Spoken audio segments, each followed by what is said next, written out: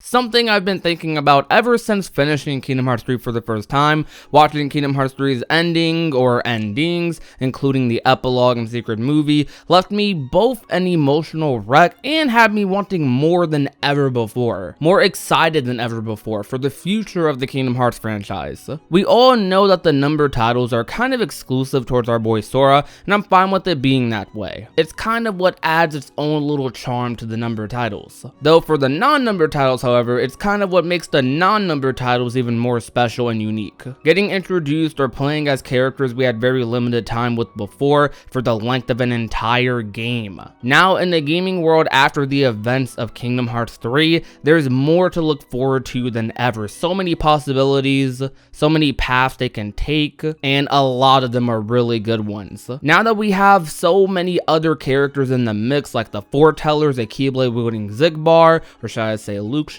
potentially the Union Leaders and Union Cross depending on what happens to them in that game, the Dayz Trio, the Birth by Sleep Trio both returning, I've made a semi-list made in not any particular order about who I would love to be playable in the next set of Kingdom Hearts titles. Some of these will be returning characters, and some will be completely new ones I'm sure you'll agree with. And I'm really excited to discuss this, but before we get to that, I just want to say our channel has been growing very fast over a very short period of time. I've been working very hard on the content I've been making for you guys because it's my way of giving back to you guys for being so supportive of the channel as of late. Although I have been on my grind as a creator, I still have a long ways to go and I'm still looking to improve every single day. If there's something that you guys are really passionate about that you want to pursue in your future, I'd recommend checking out today's sponsor in Skillshare. Skillshare is an online learning community for creators with more than 25,000 classes in design, business, technology, photography, and film,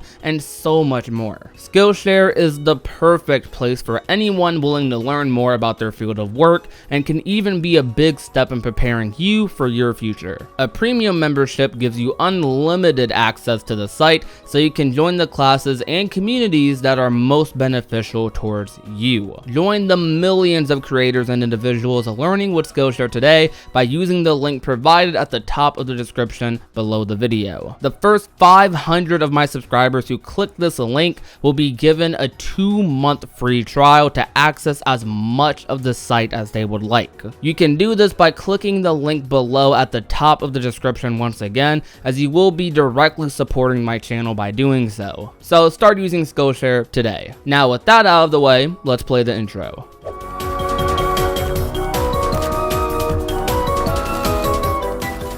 Starting off with something I'm pretty sure everybody can get behind, Riku was very underutilized in Kingdom Hearts 3. He only had 2 playable segments, and they pretty much amounted to about 5 minutes. Riku has had his time to shine in quite a few games already, though we never had the opportunity to truly see what Keyblade Master Riku could feel like in the newer Kingdom Hearts games. And I felt like Kingdom Hearts 3 would have been the perfect opportunity to showcase that, which they kinda did, but ultimately left us a little bit more on the disappointed side. Because come on, 5 minutes of playing as Riku? We had a whole 3 hours of playing as Roxas, and most of that wasn't even gameplay. It was just us walking around doing mini games. We even got to play as Aqua for 3 hours in 0.2 in that short little tech demo. But in Kingdom Hearts 3, this full 80+ hour game for trying to 100% it, Riku only having 5 minutes to be playable? Come on, like, I know they could have done way better than that. And this is something that they could easily touch up upon in the DLC, but honestly, I don't really see them doing that, so I'm looking for the next Cage game to maybe do that for me. Now, playing as Riku was not, like, on the tier of playing as Sora or, like, a Aqua or something, but I feel like it could be, especially in the newer engine, in the Unreal Engine 4. I feel like Riku deserved the moment in Kingdom Hearts 3 to have, like, a big spotlight on him, because so much of the Kingdom Hearts series has focused like on him and on his progression as a character.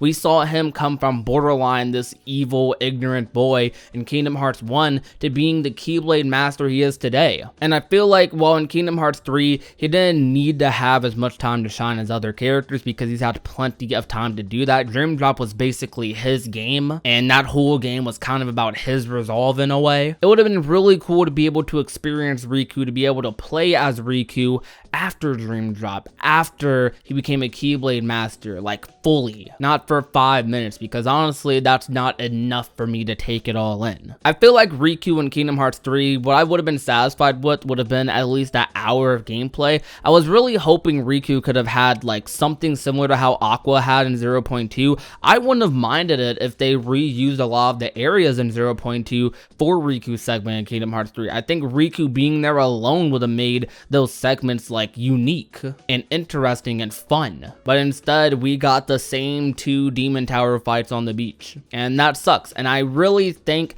that if he was playable in a future Kingdom Hearts game, it would be his redemption for whatever they did to him in Kingdom Hearts 3. Although Riku has come so far as a character, probably the farthest as a Kingdom Hearts character, I'm sure he still has an even greater story to tell. And I highly believe, if the secret ending is any indication, that Riku will very likely be playable in the future. And I know that, but I really think in Kingdom Hearts 3, it could have been his time to shine once again. Now, moving on to the Dayz Trio, or the Seesaw Trio, whatever you want to call them. Now, I'm going to be completely honest. I'm asking for this purely because of fan service and the fact that I love these characters too much, not because I actually think or know what they'll be doing in the next game. I feel like what they could do in a Kingdom Hearts game, I'm imagining a Birth by Sleep style game where they go on their 3 separate adventures after being recompleted. They'll make their stories intertwine a lot more than the Birth by Sleep trios did, and we'd be all set.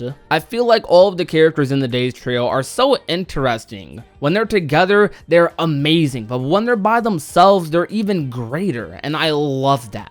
So I think a whole game just spotlighting them, since they're all Keyblade wielders now as well. I think it'll be really cool to play as Lee, it'll be really cool to play as Roxas again, and I think it would be so unique to play as Xion, who is my personal favorite out of that trio. Now, I don't see the Dayz Trio going around exploring worlds or anything like Sora does. Maybe what they could do for the narrative of the Dayz Trio is they could make some storyline depending on how big the implementation of Key is in the future of the Kingdom Hearts universe. I think that we're going to be in a narrative situation where we're going to be looking for the Key characters per se. Maybe they're scattered across the worlds or something, or maybe we're searching the Disney worlds for clues, or searching select places for clues, and maybe the Dayz Trio could have their own game, or maybe at the beginning of a number title, they could have their own little segment where they're going on their own little adventure searching for whoever. I think it would be really cool to have unique interactions with people like Roxas interacting with someone like Ephemer or Scold, or having Lee find Scold, who is very highly likely to be Subject X, or having Xion interact with someone like Lady Ava. I don't know. I just feel like the Dayz Trio now all being, you know, somebodies, able to move around without any restrictions,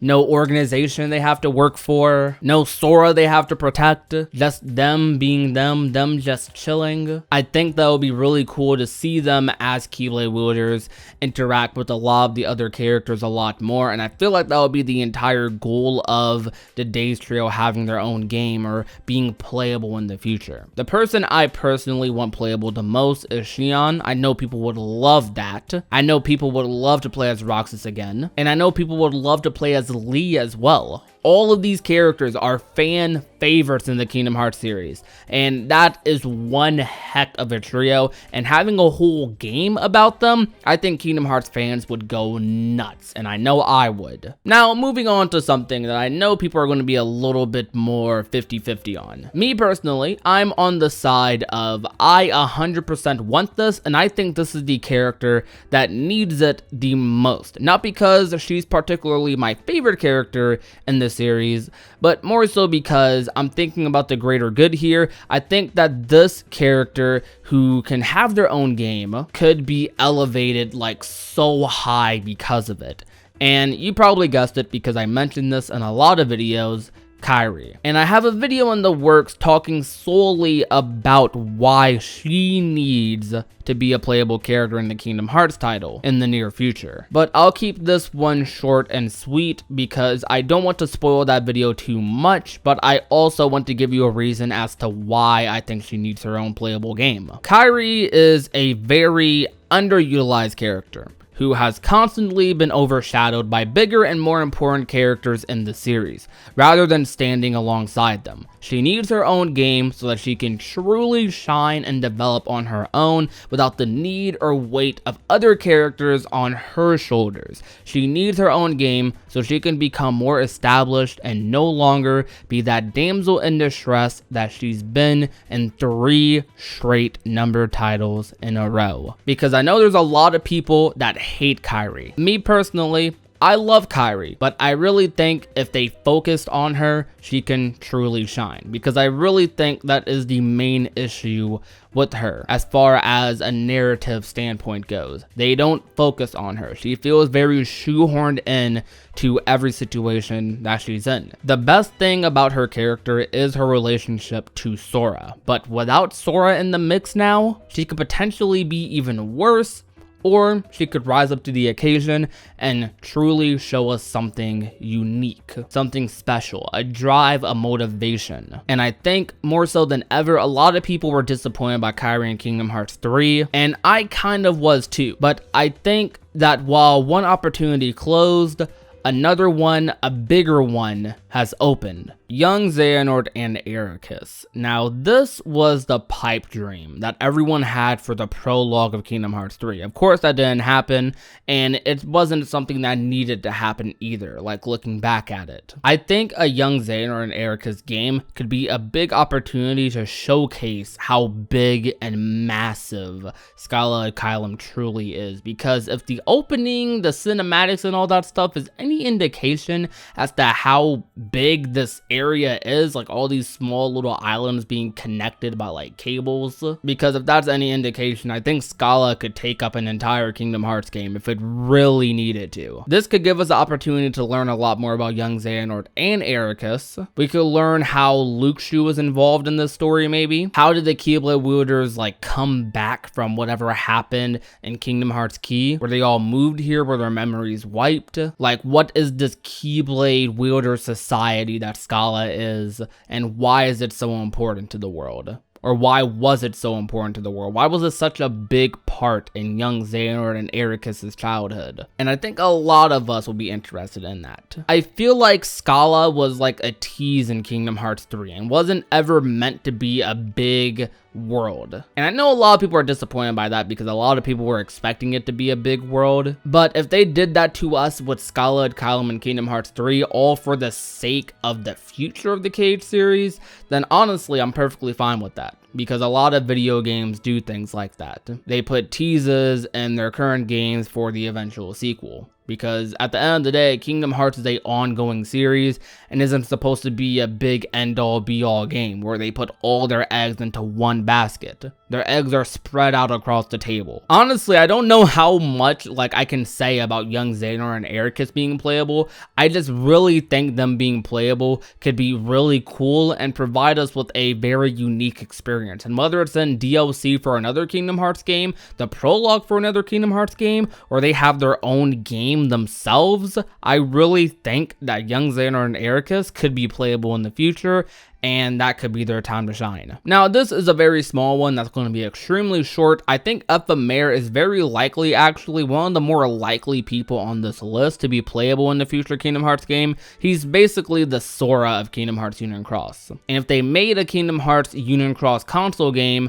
I do think he would be the main character, the main pro tag, if they decided to not go the create a character route. And I think Ephemer will be a very interesting protagonist too, because honestly, I don't really know how, but every single character in Kingdom Hearts Key, even though they're in a mobile game, and honestly they don't have as much development as like a lot of the other characters in the Cage series, they're all very engaging, if that's the right word. They all have very engaging personalities. They're all really interesting, and everything about them is surrounded by mystery, and it only makes you want to find out more about them. Ephemer, I feel, is one of the characters who is the least surrounded by mystery. He has a lot of mystery, still quite a bit, more than most characters in the Cage series, but compared to the other characters in Key, he's not as suspicious. Ephemer is just a good boy. Like I said, he's the Sora of Kingdom Hearts Key, and to be honest, that that sentence alone just makes me think he's going to be playable in the future Kingdom Hearts game. Because I highly believe that one of the next Kingdom Hearts games, if it isn't Kingdom Hearts 4, is probably going to be a prequel to like everything. It's going to be some key related game, whether it has to do with Daybreak Town, Scala, or anything before Birth by Sleep. I think we're going to get a prequel game, and I think Ephemer is going to be the protagonist of this. Either him, Young Xehanort and Ericus, or the next person that I want to discuss. And that next person is Luke Shu. Now, this idea that I have for Luke Shu is very different, and it might sound stupid to some people, but I think if executed properly, which it would be very hard to execute, I feel, without just straight up confusing people and creating a bunch of plot holes or whatever, I think if Luke Shu had his own game, it could be one of the greatest things to ever graced the gaming world. His story could be so unique, with his perspective of himself going throughout time to get to the point where we are in the epilogue. I think if Luke Shu had his own game, or was playable at some point in the Kingdom Hearts series, it should be a game where from the beginning, Luke Shu starts off, and where we see him in Key back cover, and the game starts off directly where Key back cover ended, with him and that box. We can see Luke Shu traveling throughout all of time, just doing his thing, up to the point where he bequeaths the Keyblade to the first person he decides to do it with. We get to experience what Luke Shu was doing in Scala at Kylum. We get to experience what Luke Shu was doing in the background in Birth by Sleep, along with what his mindset was during those moments. We get to experience what his mindset is when Xehanort finally executes his plan. We get to experience what Luke Shu is thinking after being defeated, what he is doing, where does he go? We get to experience all of that, all while he repeats these words to himself: may my heart be my guiding key. I think that would be an epic game, but I think this game would be like one of the darkest Kingdom Hearts games, and we'd be able to experience everything Luke Shu went through. I don't know though, this was just something that I thought about. I really thought this would be a really fun video to make for you guys, because I know a lot of people are in discussion about what the next Kingdom Hearts game could be, what Kingdom Hearts 4 could focus on, what the Foreteller Saga, Luke Shu Saga, whatever you want to call it, is going to be about. And I thought this video could maybe throw some more ideas out there to be more a part of that discussion, But I do know one thing though: if you enjoyed today's video, leave a like, share the video with a friend or family member, and last but not least, if you have not already and want to become a part of the union, all you have to do is hit that red little subscribe button down below. Thank you guys for watching. My name is Prodigy, and I will talk to you guys soon. Peace out.